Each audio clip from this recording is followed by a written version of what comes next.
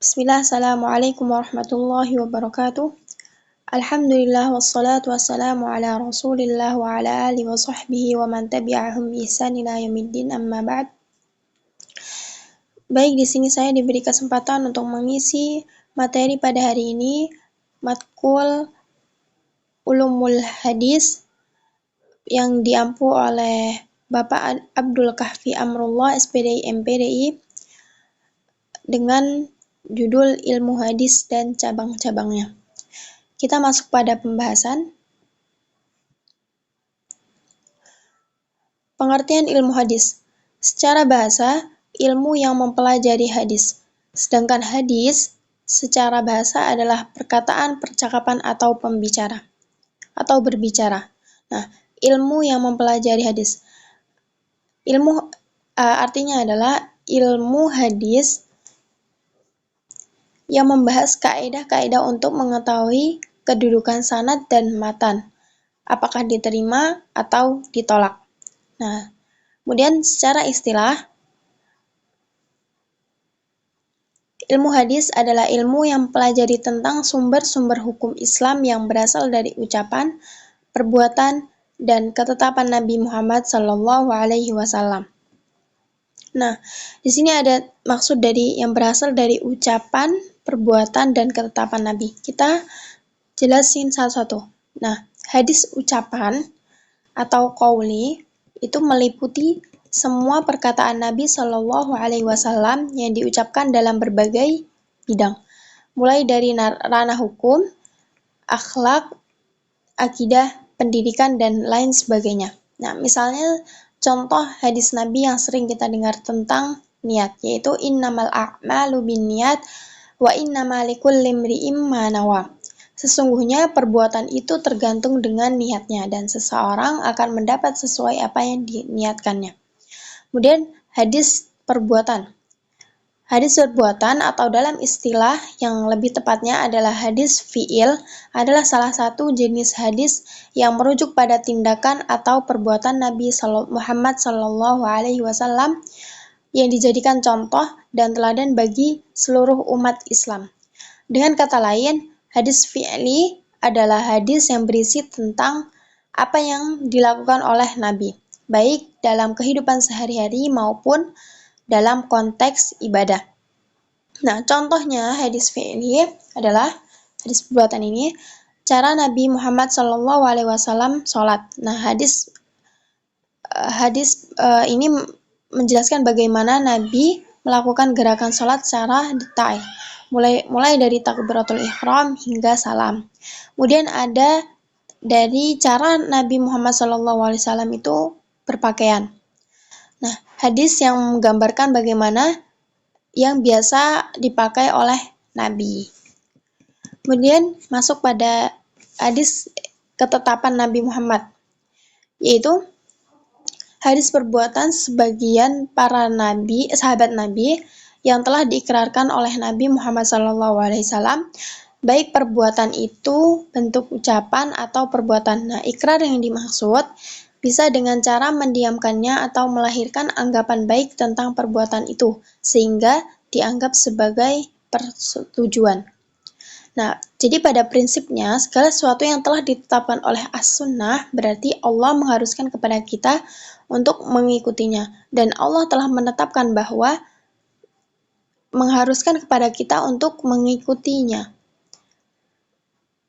yaitu mengikuti sunnah Rasul itu adalah merupakan ketaatan kepada Allah, sementara menentang terhadap sunnah Rasul merupakan perbuatan maksiat terhadap Allah yang tak satu manusia pun yang dikecualikan dan tidak ada satu jalan pun untuk menghindar dan dari mengikuti sunnah-sunnah Nabi. Kemudian pentingnya ilmu hadis. Yang pertama, dasar hukum sumber kedua setelah Al-Quran. Al-Quran dan hadis merupakan dua sumber utama ajaran Islam yang memiliki peranan penting dalam kehidupan umat muslim. Al-Quran dianggap sebagai kalamullah yang dianggap sebagai wahyu langsung dari Allah kepada Nabi Muhammad SAW. Nah, Jadi, tetap pada sumber hukum Islam yang tertinggi adalah Al-Quran dan Hadis sebagai sumber kedua sebagai penjelas suatu hukum yang belum jelas dalam Al-Quran. Nah, Al-Quran ini berisi petunjuk dan pedoman hidup umat muslim dalam berbagai aspek kehidupan, termasuk hukum, moral, dan spiritualitas. Dan hadis merupakan catatan tentang perkataan, perbuatan, dan persetujuan Nabi Muhammad SAW dan juga sumber penting dalam memahami ajaran Islam. Hadis ini memberikan penjelasan dan contoh yang jelas tentang bagaimana ajaran dalam Al-Quran diterapkan dalam kehidupan sehari-hari. Nah, tanpa adanya hadis, syariat Islam tidak akan dimengerti secara utuh dan sulit dilaksanakan. Nah, untuk memahami ayat Al-Quran, seringkali diperlukan meninjau bagaimana kondisi masyarakat ketika ayat itu turun, bagaimana hubungan peristiwa dengan turunnya ayat tertentu. Informasi seperti ini hanya diperoleh dengan kita mempelajari hadis. Kemudian kedua, panduan hidup petunjuk dalam berbagai aspek kehidupan. Yang pertama, ada ibadah, muamalah, keluarga, akhlak, dan sosial. Kita masuk pada yang pertama, hadis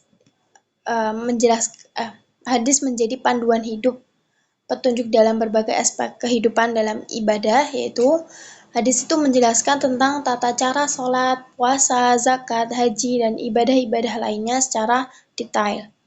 Kemudian dalam bermuamalah, hadis ini mengatur hubungan antar manusia seperti jual beli, akad nikah, perjanjian, dan hukum waris. Kemudian dalam kehidupan keluarga, yaitu hadis memberikan panduan tentang hak dan kewajiban suami istri, hubungan antara orang tua dan anak, serta tata cara mendidik anak. Kemudian ada menjadi panduan hidup tentang akhlak. Hadis mengajarkan kita tentang akhlak yang mulia, seperti kesabaran, syukur, tawakal, dan ikhlas. Kemudian ada menjadi panduan hidup sosial. Hadis mengatur hubungan sosial dalam masyarakat seperti tolong-menolong, menjaga silaturahmi, kemudian menghormati orang tua.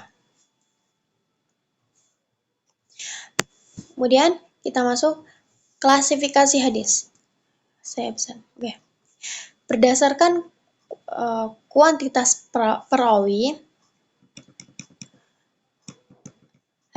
dibagi menjadi dua, yaitu hadis mutawatir, hadis yang diriwayatkan oleh begitu banyak orang pada setiap tingkatan sanad, sehingga mustahil mereka bersepakat untuk berdusta.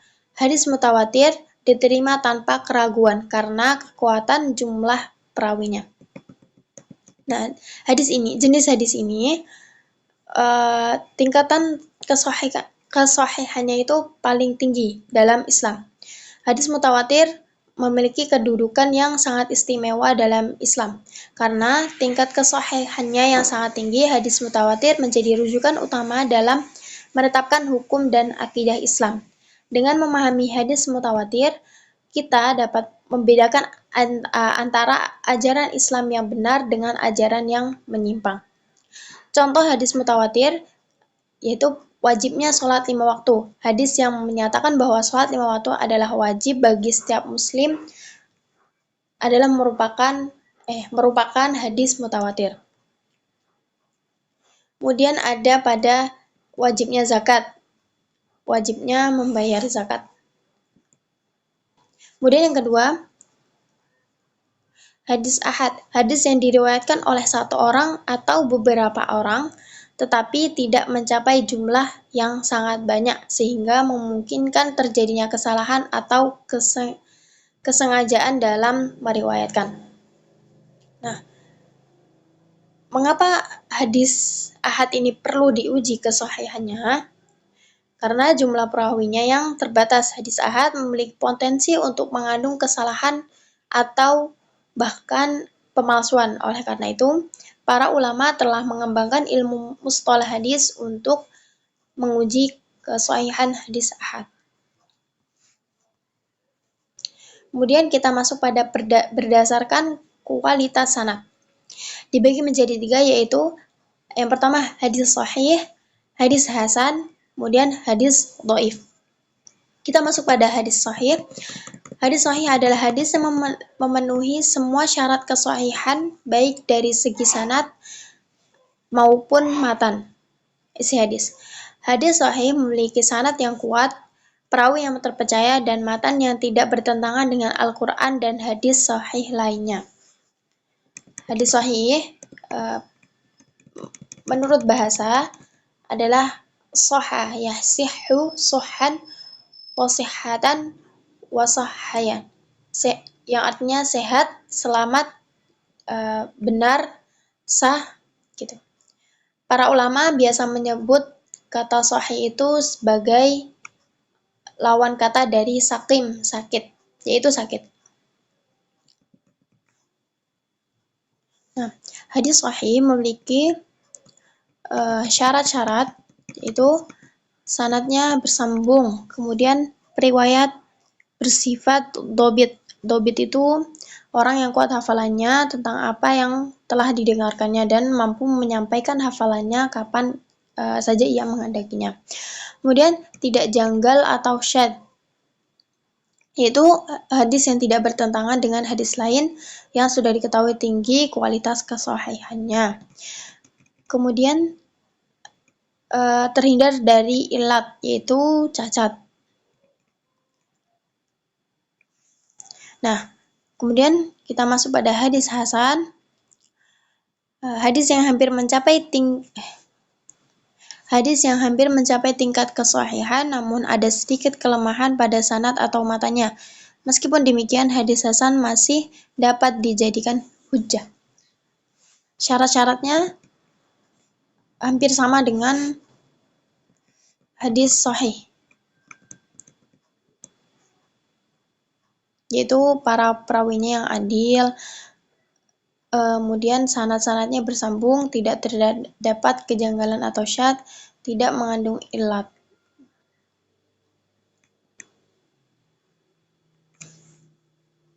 Kemudian ada yang penting, yaitu kedobitan perawinya di bawah perawi hadis sahih. Dan kita masuk pada hadis dhaif. Hadis dhaif adalah hadis yang memiliki kelemahan pada sanad atau matan yang menyebabkan hadis tersebut tidak dijadikan hujjah. Hadis dhaif dapat dikategorikan sebagai hadis lemah, sangat lemah, atau palsu. Nah, dhaif menurut bahasa sendiri artinya adalah lemah, sebagai lawan dari qawi yang kuat. Lawan dari kata sahih, kata dhaif secara bahasa berarti hadis yang lemah, sakit, atau tidak kuat. Nah, para ulama ini mendefinisikan hadis dhaif ini berbeda-beda, tetapi pada dasarnya mengandung maksud yang sama. Nah, Ibnu Hajar al-Asqalani membolehkan berhujjah dengan hadis dhaif untuk keutamaan amal, tapi diberikan syarat, yaitu hadis dhaif itu tidak keterlaluan. Kemudian dasar amal yang ditunjukkan oleh hadis dhaif tersebut masih di bawah suatu dasar yang dibenarkan oleh hadis yang dapat diamalkan, sahih atau hasan itu. Kemudian dalam mengamalkannya tidak mengitikadkan bahwa hadis tersebut benar-benar bersumber dari Nabi, tetapi tujuannya adalah ikhtiyat, hati-hati. Ikhtiyat yaitu hati-hati.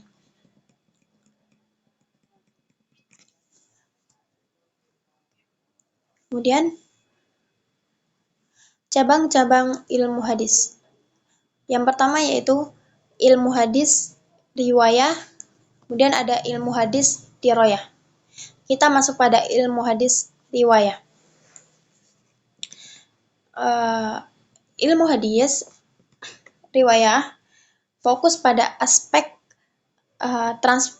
transmisi atau penyaluran hadis dari suatu generasi ke generasi berikutnya. Para ulama ini Para ulama hadis yang ahli dalam bidang ini bertugas mengumpulkan, mencatat, dan merangkai sanad rantai perawi hadis.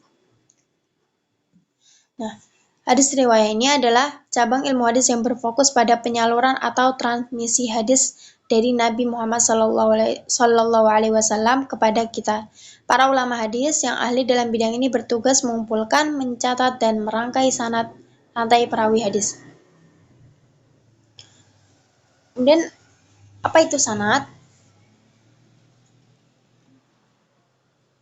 Nah, sanad adalah rantai periwayat yang menghubungkan suatu hadis dengan Rasulullah Shallallahu Alaihi Wasallam.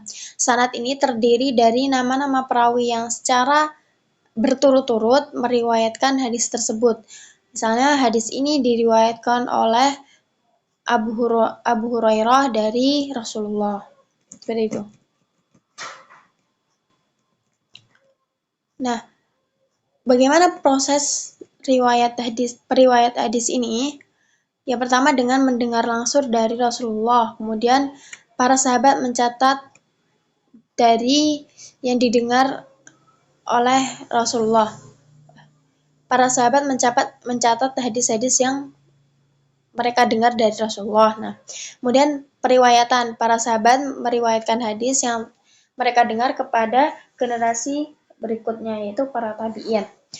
Kemudian pentransmisian, proses periwayat hadis terus berlanjut dari satu generasi ke generasi berikutnya hingga akhirnya hadis-hadis tersebut terhimpun dalam berbagai kitab hadis.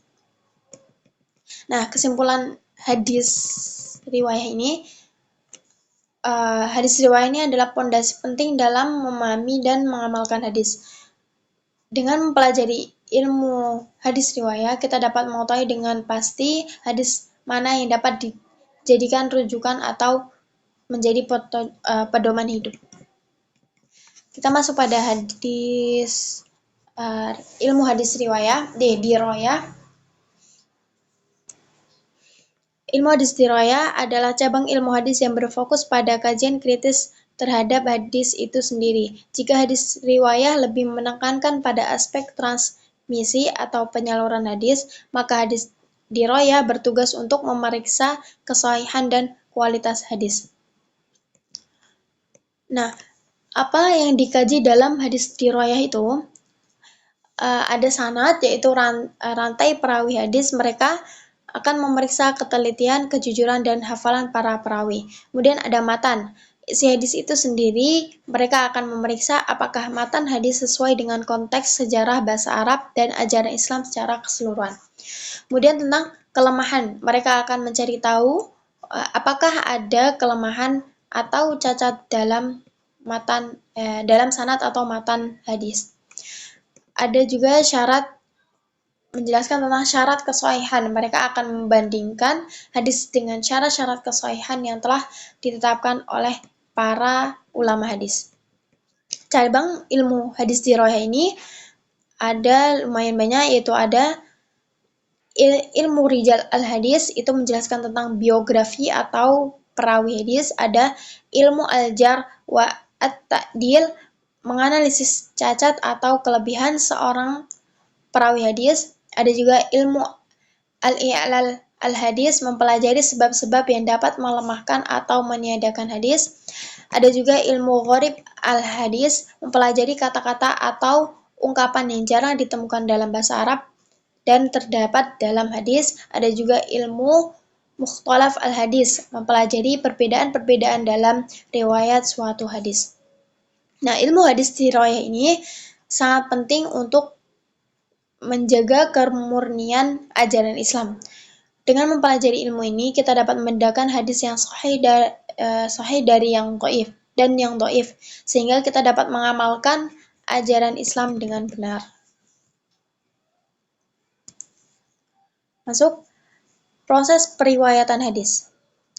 Yang pertama, tadi saya sudah jelaskan, pendengaran langsung. Sahabat Nabi Shallallahu Alaihi Wasallam mendengarkan langsung sabda dan perbuatan Rasulullah Shallallahu Alaihi Wasallam. Mereka menghafal dengan sangat baik apa yang dengar dan lihat. Itu sahabat Nabi ya. Kemudian pencatatan. Nah, para sahabat mulai mencatat hadis-hadis yang mereka dengar.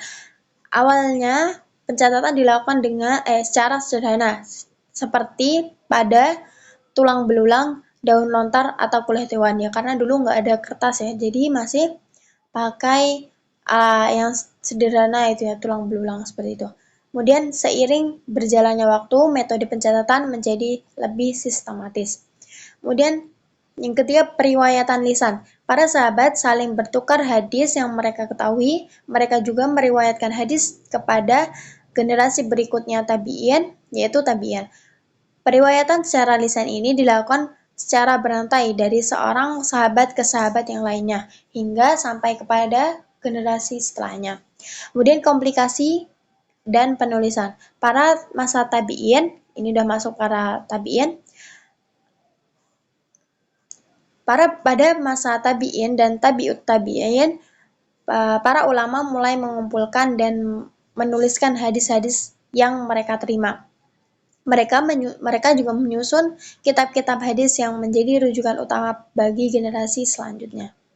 Kita masuk pada tantangan dalam ilmu hadis. Yang pertama, penyebaran hadis palsu dan hoax. Nah, kemudahan akses internet dan maraknya media sosial membuat siapa saja yang dapat menyebarkan informasi, termasuk hadis.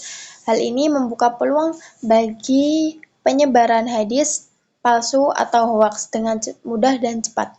Nah, kemudahan penyebaran medsos telah menjadi platform yang sangat efektif untuk menyebarkan informasi dengan cepat, termasuk hadis.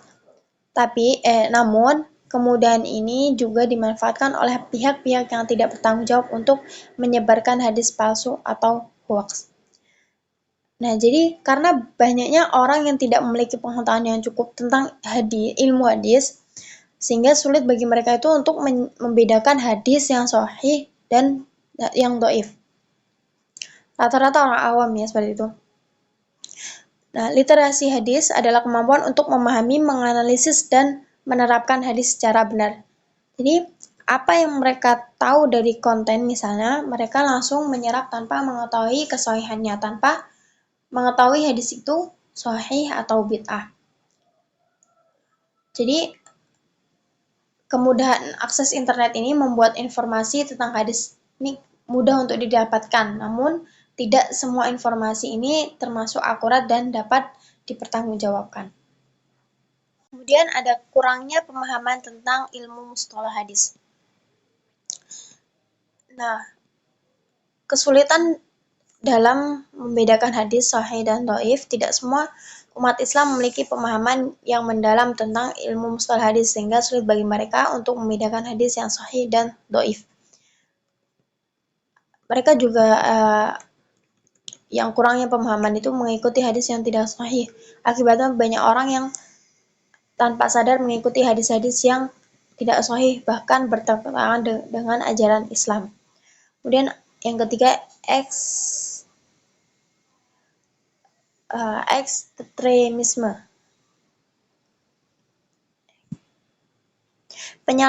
Penyalahgunaan hadis.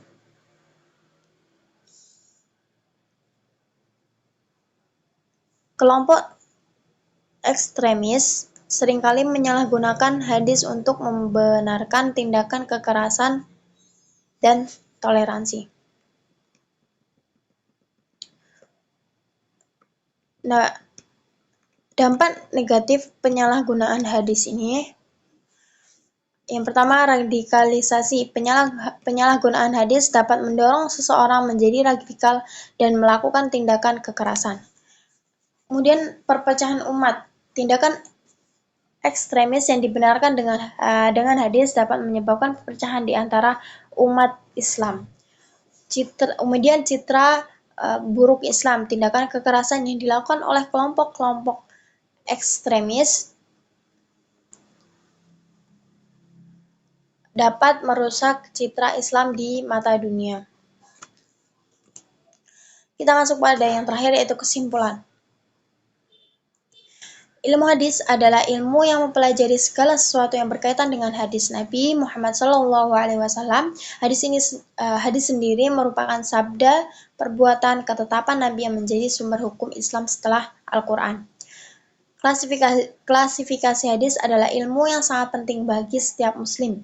Dengan memahami klasifikasi hadis, kita dapat menjaga kemurnian ajaran Islam, mengamalkan Islam dengan benar, dan menjadi muslim yang lebih baik. Kemudian umat Islam memiliki peran yang sangat penting dalam menjaga kemurnian dan kesahihan hadis. Hadis sebagai sumber hukum kedua setelah Al-Quran memerlukan perhatian khusus agar tidak disalahartikan atau dipalsukan. Dengan semakin mudahnya akses informasi termasuk hadis, kita harus lebih selektif dalam memilih dan menyebarkan informasi.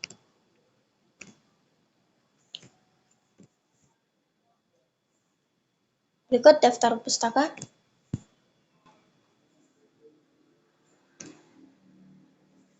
Oke, sekian presentasi dari saya. Kurang lebihnya saya mohon maaf. Wassalamualaikum warahmatullahi wabarakatuh.